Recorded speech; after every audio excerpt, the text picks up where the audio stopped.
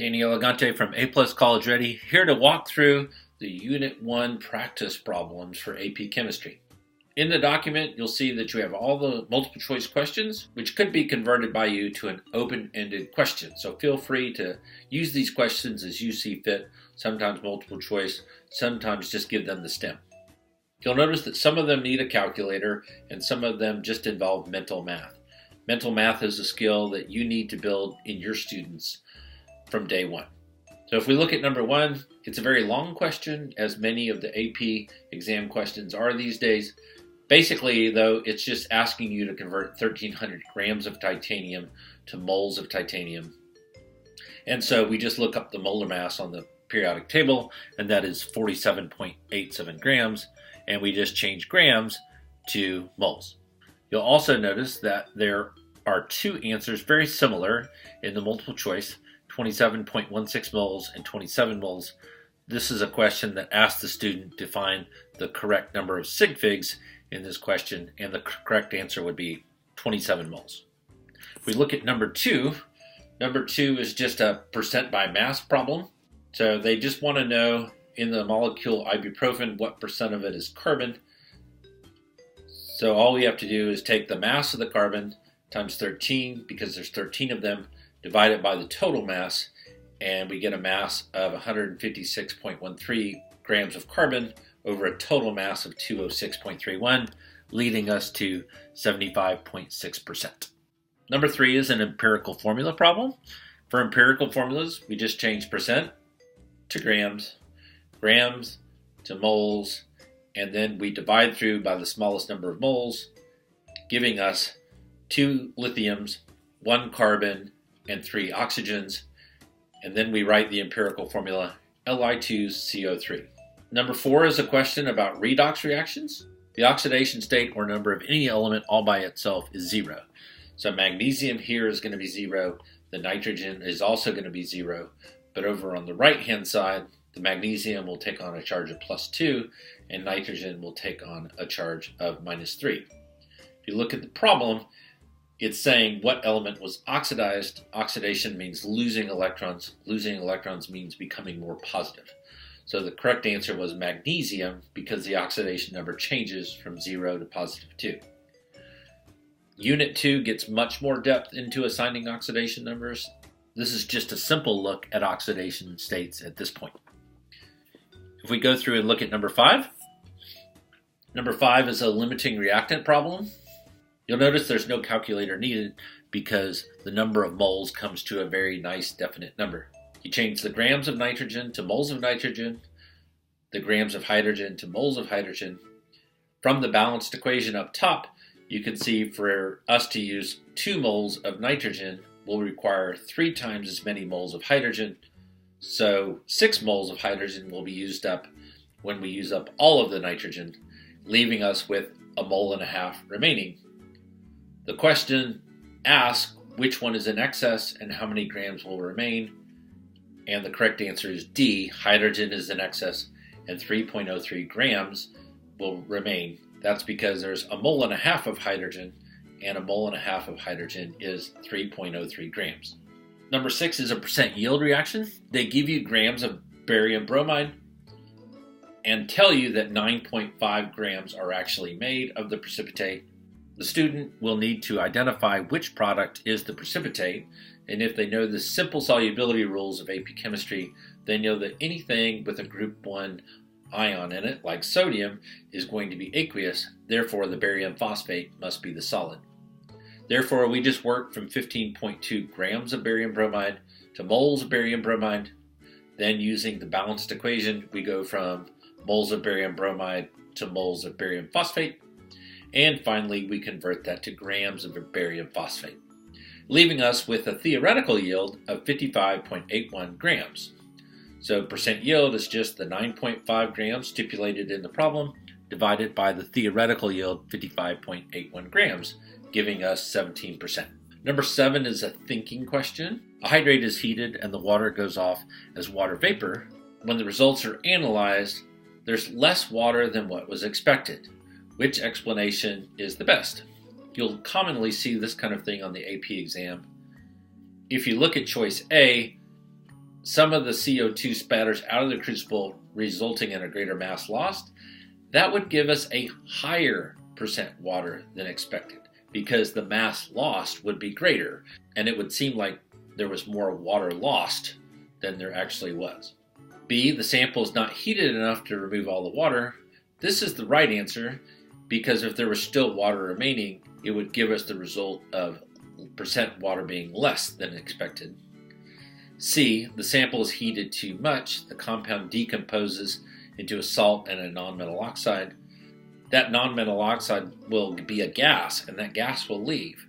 And so the student needs to know that a nonmetal oxide is typically a gas, and when that gas leaves, that will be a greater loss of mass than is expected. And then you'd be in the same camp as choice A. For choice D, if you had only heated half of the original sample, then the percent water compared to the original mass of the sample that you heated would be the same. It doesn't matter if you had a 10 gram sample or a 5 gram sample, the percent of water will be the same. Number 8 is a problem that requires no calculator. The 36.04 grams of water is 2 moles of water because water has a molar mass of 18.02 grams. Therefore, 2 moles of water will give us 4 moles of hydrogen. And then to arrive at the answer, all we have to do is take 4 moles of hydrogen and multiply it by Avogadro's number, 6.022 times 10 to the 23rd, giving us the correct answer.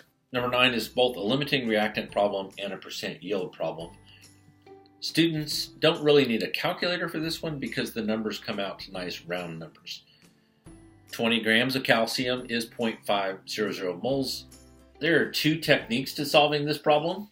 You could work from grams of calcium over to liters of gas at STP.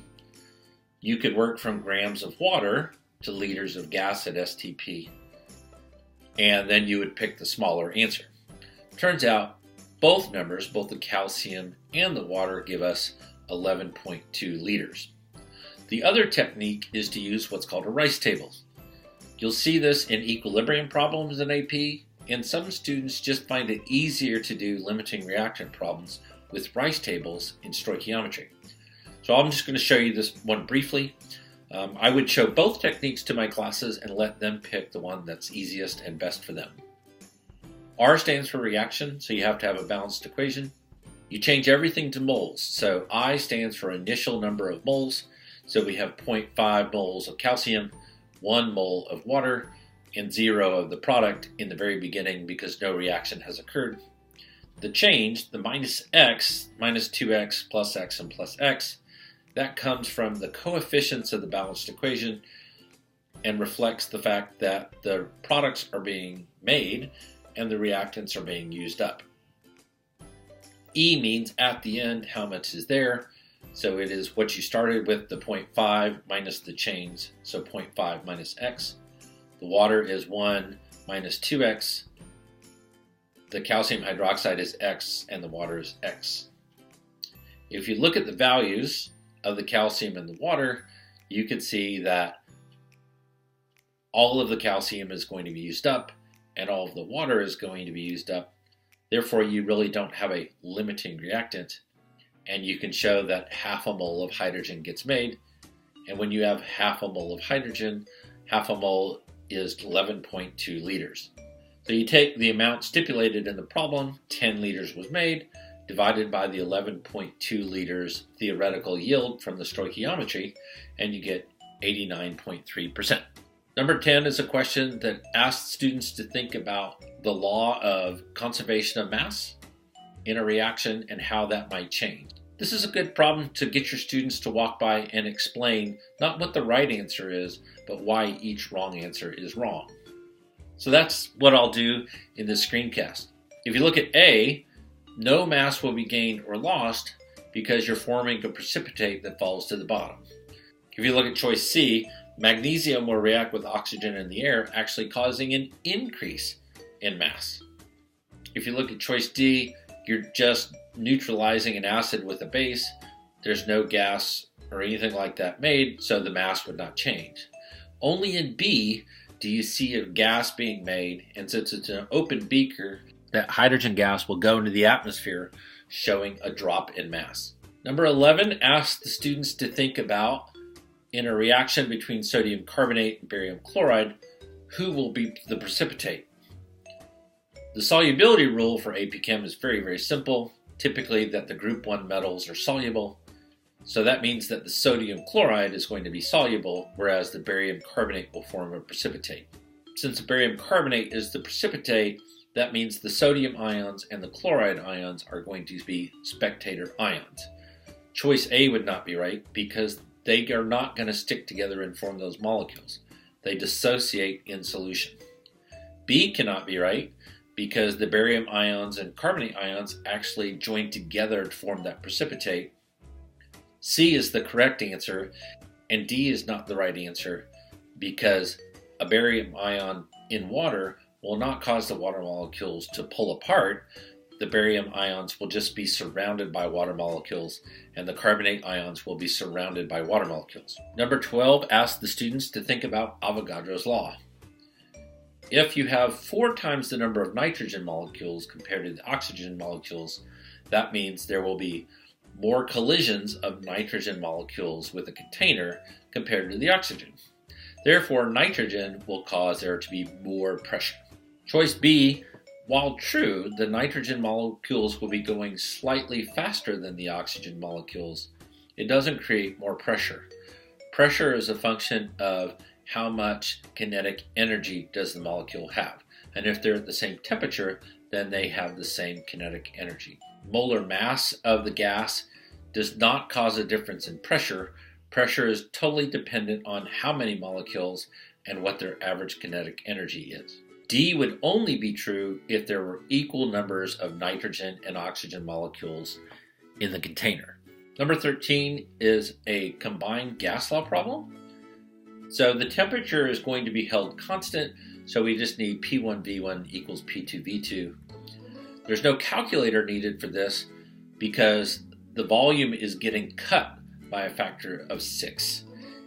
And since the volume goes down by a factor of 6, the pressure is going to go up by a factor of 6. Students just need to know that pressure and volume are inversely proportional. So however much the volume goes down, the pressure is going to go up by the same amount.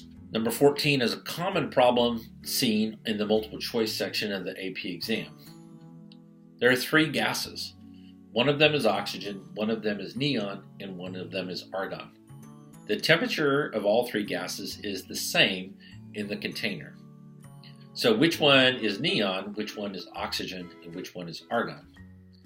Well, the one going the fastest, choice C, is going to be the lightest gas, the gas with the lowest molar mass, and that would be neon. The molar mass of oxygen is 32 because it's a diatomic molecule, so that makes it the next fastest, so oxygen would be B. And choice A, the slowest gas, the center of the peak is the average velocity or speed. The heaviest molecule will have the slowest speed, so that makes A, argon. 15 asks the students to consider spectroscopy and Beer's law. It's a very long question, but it makes the student think. If the iron is making a red color and the copper is making a blue color, then a different wavelength must be selected because Beer's law works at the wavelength of maximum absorption. Number 16 is what I call a dirty P problem. It's asking you to find the molar mass of an unknown gas. This formula is taken from the ideal gas law, PV equals nRT, and you just move things around to get this equation. I teach my kids this equation because I want them to be able to do the problem quickly. You also could use PV equals nRT, find N, the number of moles, take the number of grams, 4.12, divide it by the number of moles, and you would still get the right answer.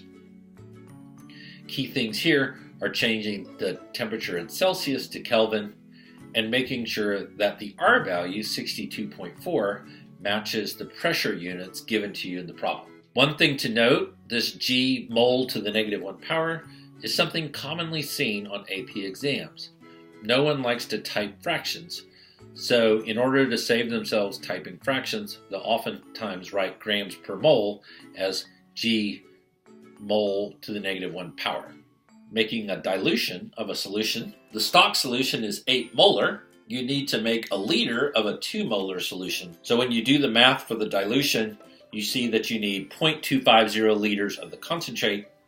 And then if you look at the 4 answer choices down here, there are 2 choices that say use 250 milliliters. Choice 3 is wrong because if you start with 1 liter of water in the flask and add 250 milliliters, now you'll have more than a liter of solution. Number 18 reflects a very commonly seen problem on the AP exam, asking students to think without doing math about molarities. The concentration of the silver nitrate is the same as the concentration of the barium chloride.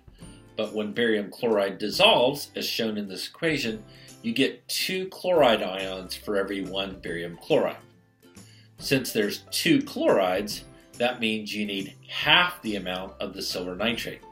So for every 20 mils of silver nitrate, you would only need 10 of the barium chloride. Number 19 is again the idea of Avogadro's law. When you write the equation that is described in the stem of the question and balance it, you see that for every 1 molecule of gas on the left-hand side, you produce 3 molecules of gas on the right-hand side. So if the reaction were to go to completion, there would be 3 times as many molecules as there were in the beginning. Since the initial pressure was 2.20 atmospheres, that means the final pressure will be 3 times that, or 6.60 atmospheres. Number 20 has to do with the fact that 2 molecules at the same temperature, that 2 atoms at the same temperature will have the same average kinetic energy, but one of those atoms will be going faster than the other just because one atom is larger than the other. So if we look at this, the krypton, because it's smaller, will be moving faster to generate the same average kinetic energy, while the radon will be moving more slowly. And so the krypton will escape faster, and if you look at the multiple choice answer choices, you'll notice that there are 2 of them where krypton will escape faster. Choice B is wrong because nothing in the problem says that krypton has a higher pressure. It's the same number of moles in the same size container, so they would actually have the same pressure. Number 21 is a classic AP problem that makes the students' heads hurt the first time they see it, but once they've done a couple of these, they're actually quite easy. When you look at the diagram, the helium is all contained in a 3-liter vessel. After you open the valve, that helium will occupy a 5-liter vessel. So we change the pressure from 3 liters to what would the pressure be at 5 liters. And you'll see that the pressure of the helium is 87 millimeters of mercury. We do the same thing for the argon. The argon is initially held in a 2-liter container, and after the valve is open, it occupies a 5-liter container. And then to get the total pressure, we just add the 2 partial pressures together. Number 22 is a dilution question, and it requires careful reading by the student. The problem says that you have 25 milliliters of a 4 molar solution, and to that is added 100 milliliters of water. The second volume is not 100 milliliters. The second volume is additive, so it would be 125 milliliters. And when you do the math, the concentration of the calcium chloride is 0.800 molar. The student should be able to do that math without a calculator. And then one step further, they just need to realize that the calcium chloride, for every 1 calcium chloride, it dissociates into 2 chloride ions. So the chloride ion concentration is going to be 2 times 0.8, or 1.60 molar. Number 23 is a stoichiometry problem, although it sounds like a kinetics problem because they talk about rate of decrease. You'll notice again that molarity per second is seen as molarity liters to the -1, s to the -1. Again, that is just so that they can avoid typing out in fractions. But the more your students get to see that notation, the more comfortable they will be with it. This is a problem that the students will oftentimes overthink and think this is a little bit too easy, but for every 1 x, twice as many y's are going to get used up. So if we're using up 2.8 of the x, then we're using up 5.6 of the y. Number 24 is a limiting reactant problem. There's no need to build a rice table. This is just a matter of thinking. So the student writes a complete balanced equation. 0.4 moles of aluminum will yield the same number of moles of product, and then 0.4 moles of oxygen Instead of a 1-to-1 relationship in the balanced equation, we get a 2-to-3 relationship, and we get the answer of 0.27 moles. Number 25 is the idea that it doesn't matter what gas is in the container, it only matters how many moles of gas in the container. And then you can plug that into the ideal gas law, PV equals nRT. So the number of grams of carbon dioxide are converted to moles, grams of argon are converted to moles. Again, no calculator is needed for these steps.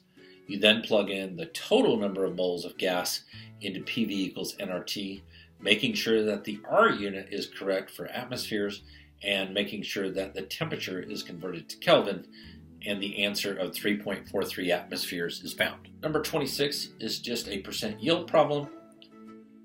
The 12.3 grams is 0.1 moles of potassium chlorate. And then if you look at the balanced equation, we get 3 moles of oxygen for every 2 moles of potassium chlorate, meaning that we'll get 0.15 moles of oxygen. Again, this is something your students should be able to do with mental math. No calculators are needed for this problem. If you produce 0.15 moles of oxygen, that's easily converted to grams of oxygen using the molar mass. So 1 mole of oxygen is 32 grams per mole, therefore 0.15 moles is 4.8 grams. Then you take the actual yield, 3.2 grams of oxygen made, that was stipulated in the problem, divided by the theoretical yield, 4.8 grams, and you get 67%. Number 27 is an empirical formula problem. This would be something that they would be expected to do without a calculator.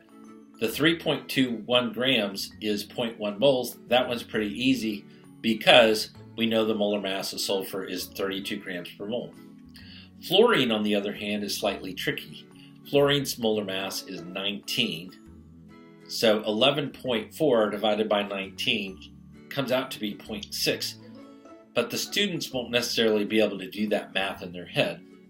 But if you look at all the choices, you get SF2, SF3, SF4, and SF6. 11.4 grams of fluorine divided by a molar mass of 19 should give us a number greater than 0.5. It's greater than half the mass of 19. So the only answer that makes any kind of sense is S1F6. Number 28 is a limiting reactant problem, and instead of asking how much product gets made, it asks for the mass of reactant that would remain.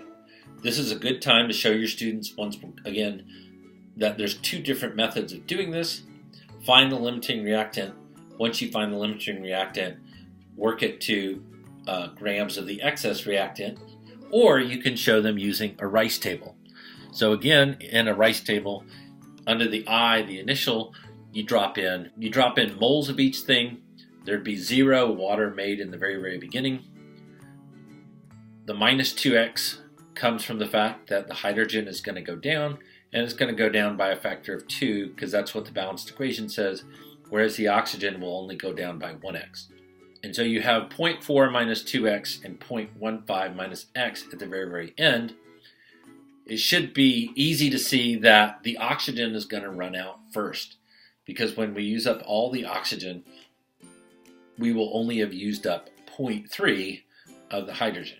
And when you use up 0.3 of the hydrogen, that means there's 0.1 moles of the hydrogen left.